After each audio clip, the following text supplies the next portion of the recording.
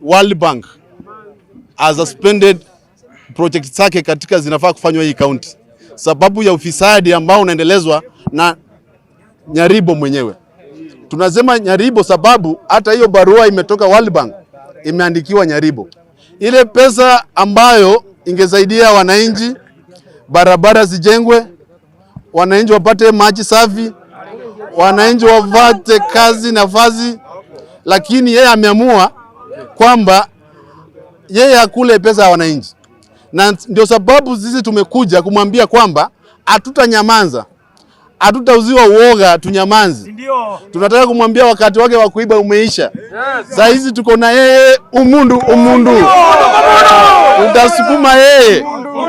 Tutafinya yeye mpaka aje wizi. Nyaribo must come out clear.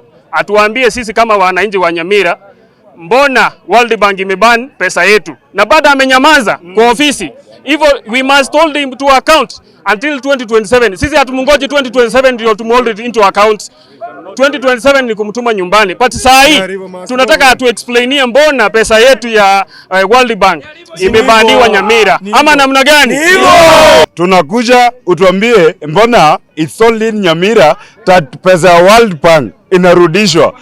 It's only in Nyamira mali tumekosa kwa exchequer ya financial year. We are coming.